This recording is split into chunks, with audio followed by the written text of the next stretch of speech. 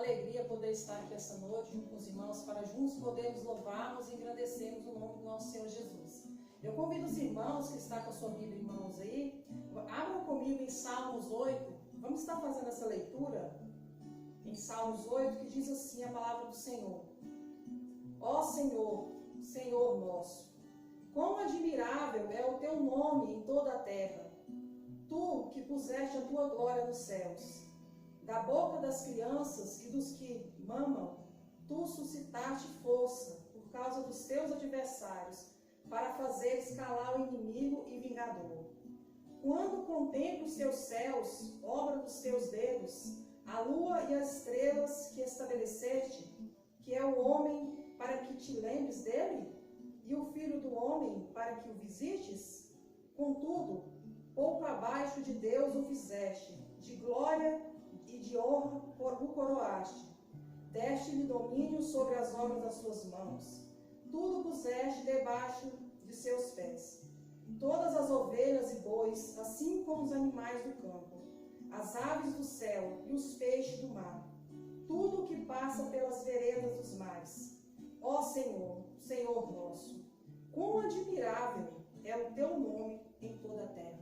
Louvado seja o nome do nosso Senhor Jesus, pela sua maravilhosa palavra. Convido os irmãos agora para estar adorando ao Senhor Jesus conosco.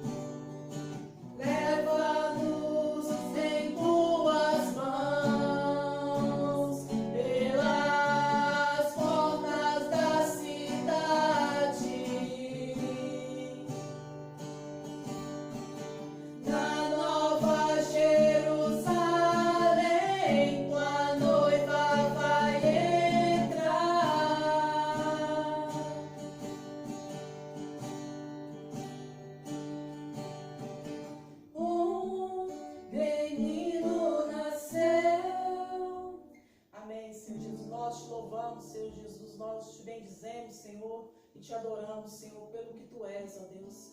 Porque o Senhor é o Deus soberano, o Senhor é o Deus gracioso, ó Deus, bondoso, Senhor Jesus. Ó Pai, nós te agradecemos, Senhor Jesus, pela essa oportunidade, Senhor, que temos, Senhor, de juntos reunirmos, Senhor Jesus, como um único corpo, ó Deus Santo, ó Pai, para te adorar, Senhor Jesus, para glorificar o teu santo nome, ó Deus. E que essa noite, Senhor Jesus, o Senhor possa, Senhor, falar aos nossos corações, ó Deus. Que nós possamos, Senhor Jesus, ser cheios do teu Espírito Santo, ó Deus. E que nós possamos, Senhor Jesus, como filhos e filhas, Senhor Jesus, praticar, ó Deus, a tua palavra, Pai. Em nome de Jesus que eu oro, Pai. Olá, meus irmãos, a graça e a paz do nosso Senhor Jesus. Espero que os irmãos estejam todos muito bem, desfrutando da santa paz do nosso Senhor Jesus. Meus irmãos, hoje nós estamos no domingo que antecede o Natal. E nesse sentido eu gostaria de falar sobre o nascimento que mudou o mundo. Nós sabemos que o Natal muitas vezes ele é mal interpretado, mal comemorado. Muitas vezes as pessoas não têm a ideia do que realmente representa o Natal. O significado genuíno e autêntico do dia em que nós comemoramos esse nascimento que mudou a história da humanidade. Eu gostaria de falar hoje para vocês sobre esse Jesus, que muitas vezes é esquecido no Natal. Nós sabemos que há uma má interpretação acerca do Jesus que viveu entre nós. Alguns dizem que o Jesus que viveu aqui, o Jesus histórico, ele não é o mesmo do Jesus bíblico. Mas hoje eu gostaria de estar aqui reforçando o entendimento de que Jesus, que nasceu, que viveu entre nós, que morreu e ressuscitou ao terceiro dia, esse Jesus é o mesmo bíblico. Não há dois Jesus. Há apenas um único Jesus, o Salvador do mundo. Para isso eu gostaria de ler com vocês no livro do profeta Isaías, no capítulo 9. Eu vou estar lendo 2 versículos, o versículo de número 2 e o versículo de número 6. E em seguida eu gostaria de discorrer um pouco acerca dessas características desse nascimento que mudou o mundo. Vamos ler. Isaías 9:2 diz assim: O povo que andava em trevas viu grande luz, e aos que viviam na região da sombra da morte, resplandeceu-lhes a luz. Verso 6: Porque um menino nos nasceu, um filho se nos deu. O governo está sobre os seus ombros, e o seu nome será Maravilhoso Conselheiro, Deus Forte, Pai da Eternidade, Príncipe da Paz. Amém? Pois bem, meus irmãos, aqui o profeta Isaías está relatando o fato de que o povo estava andando em trevas.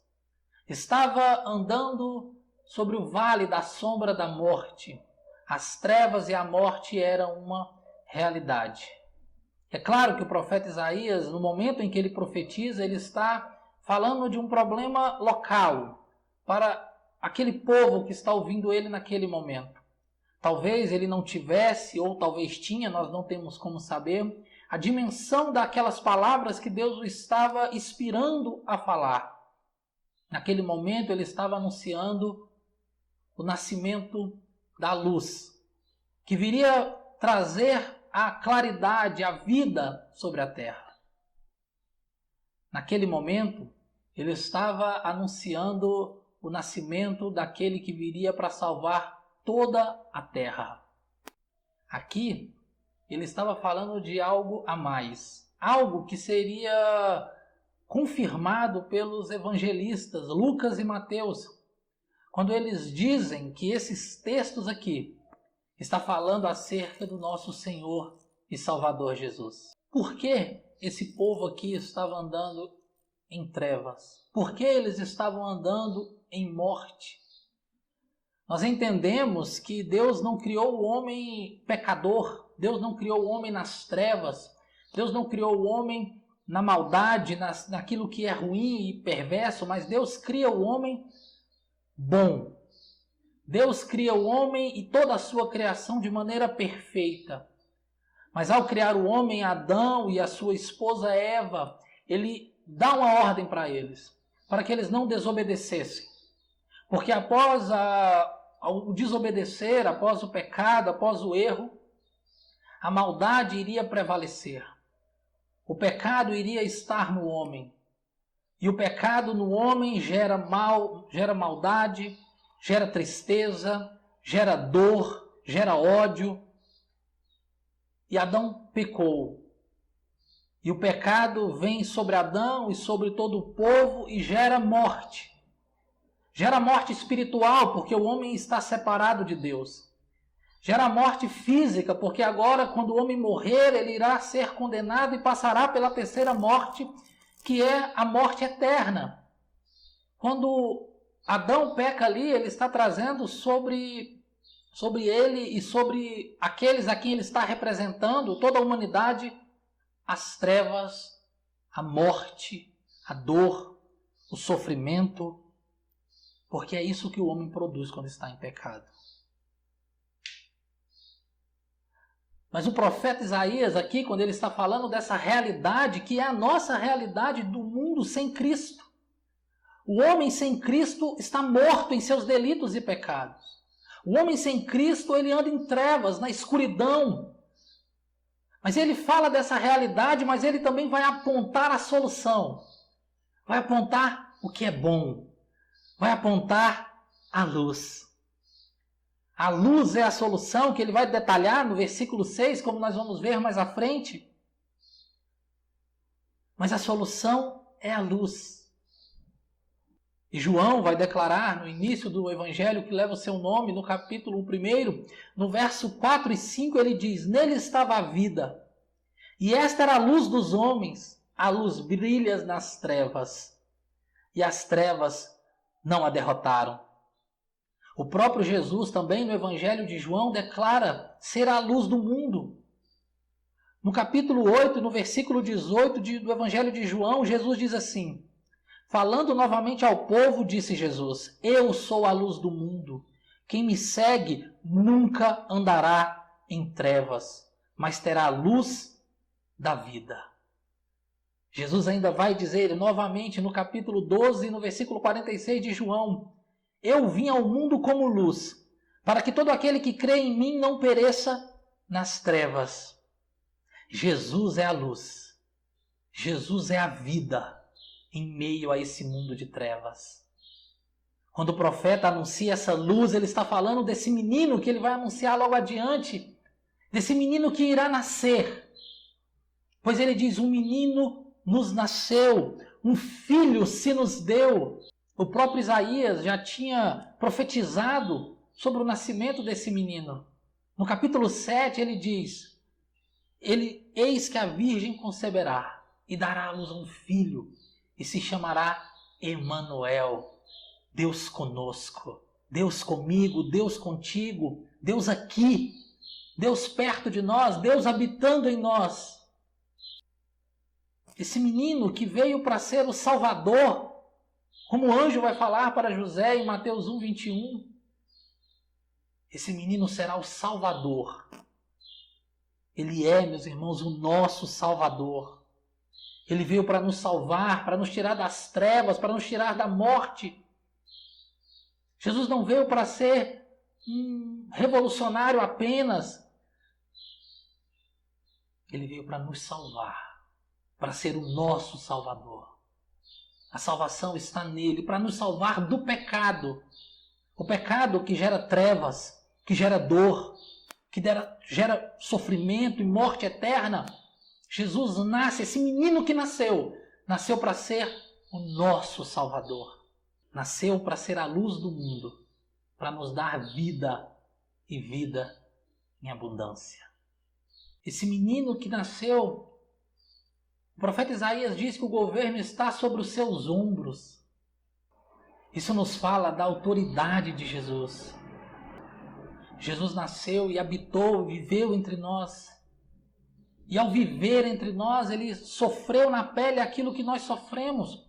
Foi castigado pelo calor, foi castigado pelas adversidades do dia a dia, foi tentado. Teve necessidades, precisou ir ao banheiro, precisou se cobrir porque sentia frio.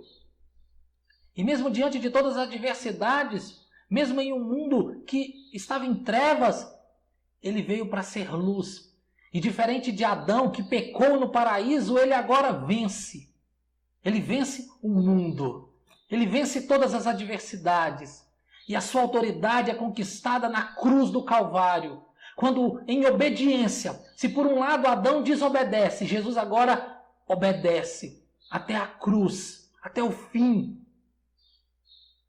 E lhe é dado o nome que está acima de todo nome. Como afirma o apóstolo Paulo aos Filipenses, no capítulo 2, no versículo do 8 ao 11, onde ele diz: a si mesmo se humilhou, falando de Jesus, tornando-se obediente até a morte e morte de cruz. Pelo que também Deus o exaltou sobremaneira e lhe deu o nome que está acima de todo nome, para que ao nome de Jesus se dobre todo o joelho, nos céus, na terra e debaixo da terra, e toda língua confesse que Jesus Cristo é o Senhor, para a glória de Deus Pai. Toda a autoridade, no céu, na terra, embaixo da terra, todo joelho se dobrará, para confessar que Ele governa sobre todas as coisas. Ele tem autoridade e poder sobre tudo e sobre todos. Não há quem possa o impedir, o derrotar, pois Ele é o vencedor. E nele está o governo de todas as coisas. Agora o profeta vai dizer o que Jesus é.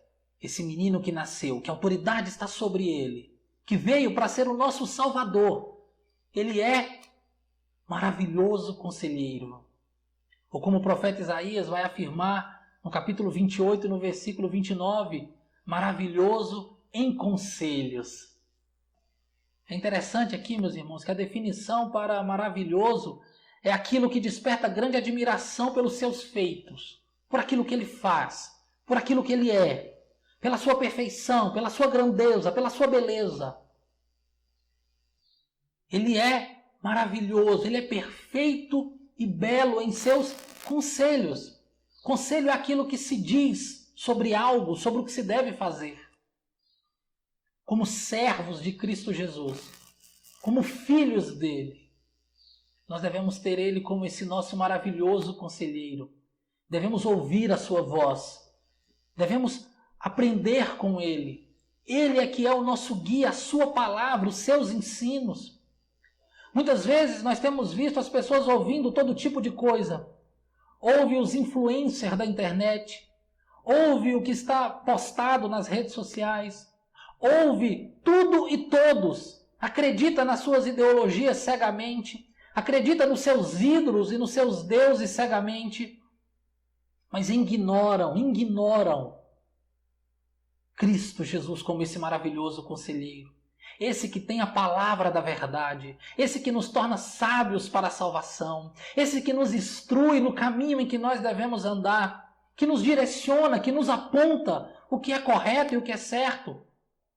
Muitas vezes nós, no nosso egoísmo humano, nós queremos ser os donos da verdade, saber tudo e todas as coisas, mas quando nós queremos progredir e caminhar e andar conforme a vontade de Deus, nós temos que seguir o nosso maravilhoso conselheiro. No Natal, eu tenho que recordar, assim como todos os outros dias do ano, que Ele é o nosso maravilhoso em conselhos, que o que Ele fala, o que Ele ensina é bom, perfeito, agradável e nos direciona em todos os caminhos. Jesus é o nosso maravilhoso conselheiro. Certa vez, quando as suas palavras foram fortes e os discípulos, aqueles que estavam acompanhando ele, começou a ir embora, ele se levanta e diz: e vocês, falando para os outros discípulos, não vão embora? Não vão sair daqui?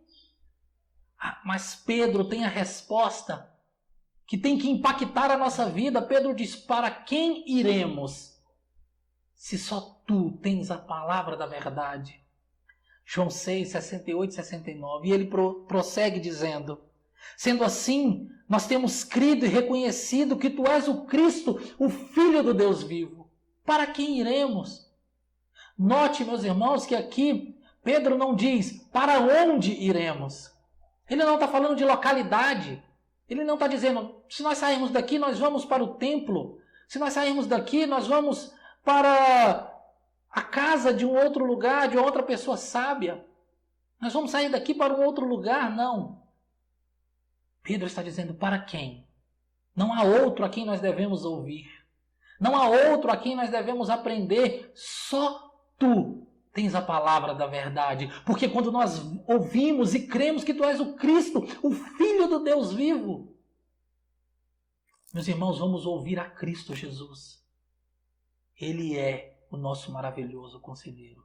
Não tem para onde irmos, nem para quem ir, pois só Ele tem as palavras da vida eterna, a palavra da salvação, a palavra que transforma e que muda a nossa vida. Esse maravilhoso conselheiro também é o Deus forte. Jesus mostrou o seu poder quando esteve aqui.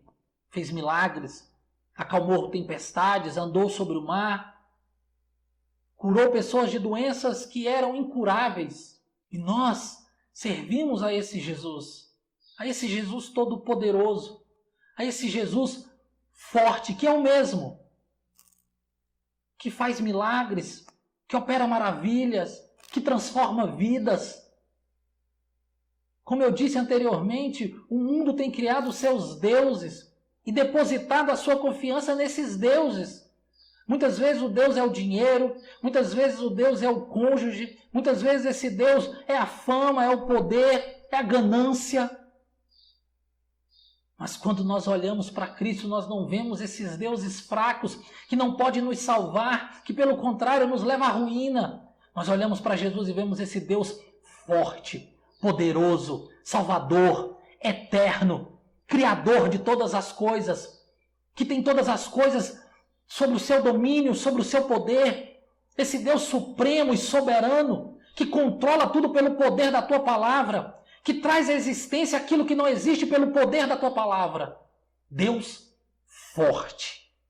E é esse Deus forte, Pai da eternidade. Olha que lindo isso.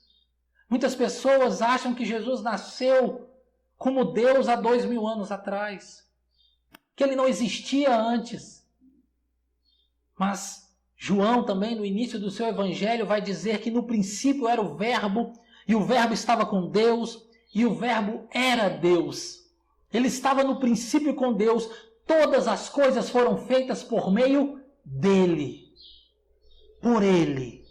E nada do que foi feito se fez sem ele. Esse é o Deus forte, o Pai da eternidade. No verso 9 do capítulo 1, João diz, e o Verbo se fez carne e habitou entre nós. Ele já existia antes, ele sempre existiu. Não tem começo, ele é eterno, gerado no Pai eternamente, como a Confissão de Fé de Westminster vai afirmar.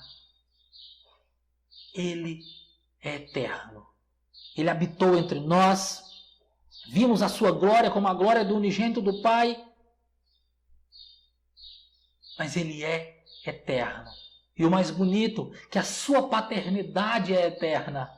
Ele nos chamou para sermos seus filhos, nos escolheu antes da fundação do mundo e será nosso Pai por toda a eternidade. Ele nos chamou, nos salvou, nos tirou da morte, das trevas, nos trouxe para a sua maravilhosa luz, nos deu vida e vida em abundância, nos tornando por adoção filhos para toda a eternidade. Esse menino que nasceu,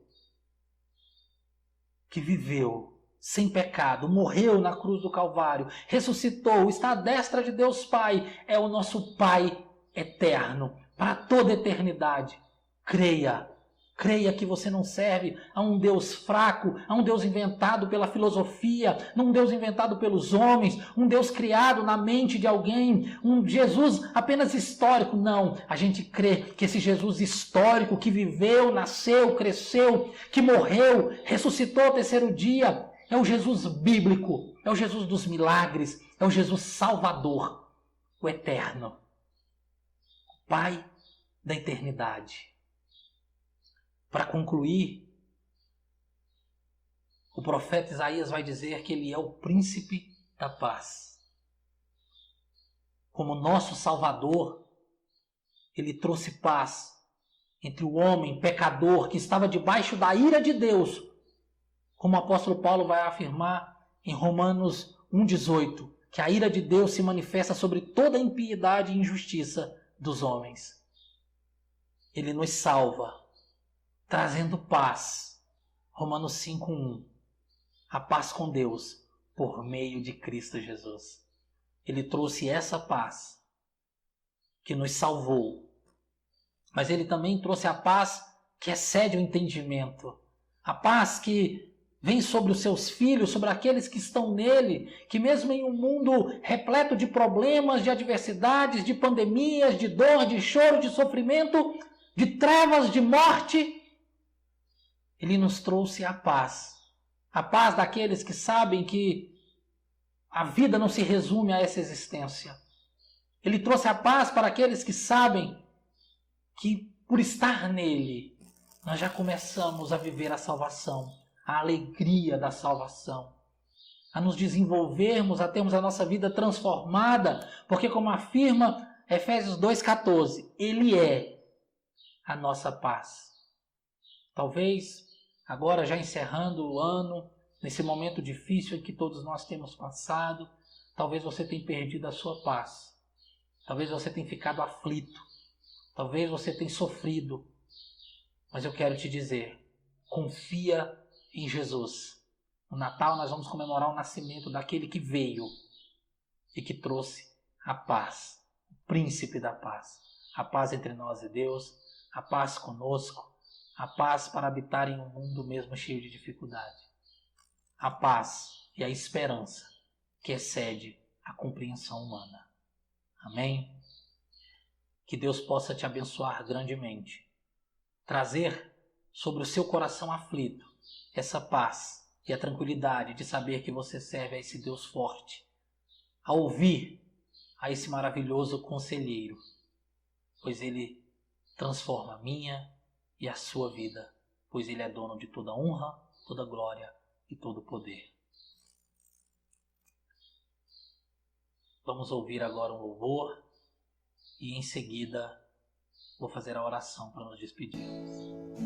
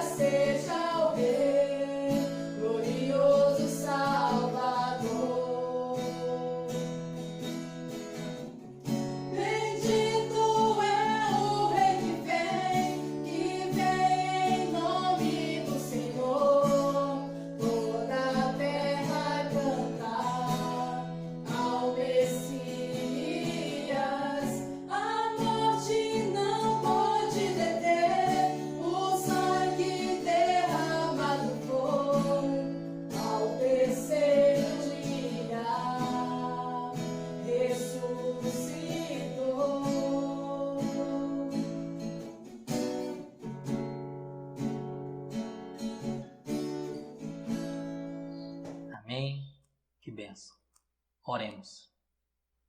Senhor nosso Deus e nosso Pai, nosso Senhor e Salvador Jesus, eu quero te louvar, ó Deus, porque estamos a comemorar o nascimento de Jesus.